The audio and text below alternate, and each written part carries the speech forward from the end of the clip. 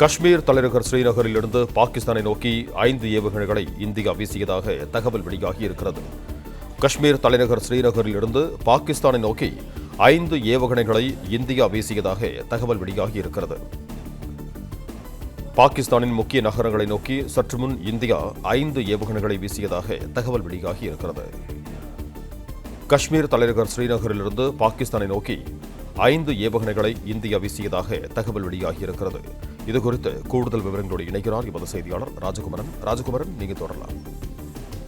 முக்கியமான ஒரு தருணத்தை இந்தியா பாகிஸ்தான் மோதல் எட்டியிருக்கின்றது. இதுவரை சிறிய அளவிலான ட்ரோன்கள் மூலமாகவும் சிறிய அளவிலான ஏவுகணைகள் மூலமாகவுமே தாக்குதல் நடைபெற்றுக் கொண்டிருந்தன. ஆனால் முழு அளவில் டெல்லியை பாகிஸ்தான் குறிவைத்து விட்டது என்ற உடனேயே இந்தியா தனது அடுத்த கட்ட தாக்குதலுக்கு தயாராகிவிட்டது. 5 ஏவுகணைகளை காஷ்மீர் தலைநகர் ஸ்ரீநகரில் இருந்து இந்தியா அனுப்பி வைத்திருக்கின்றது. இது எந்த அளவு பாகிஸ்தானை சேதப்படுத்தி இருக்கும் என்ற தகவலை இன்னும் சற்று நேரத்தில் பதிவு செய்ய இருக்கின்றோம். இந்திய ஏவுகணைகள் என்பது உலகளவில் அமெரிக்காவை போன்று, சீனாவை போன்று, ரஷ்யாவை போன்று சக்திமிக்க ஏவுகணைகள். ஒரு ஏவுகணையை இந்தியா தரை இறக்குகின்றது என்றால் கண்டிப்பாக அந்த பகுதியிலே அடுத்த ஒரு 10-15 ஆண்டுகளுக்கு அதனுடைய தாக்கம் இருக்கும். அந்த அளவு வலிமை வாய்ந்த ஏவுகணைகளை இந்தியா வைத்திருக்கின்றது.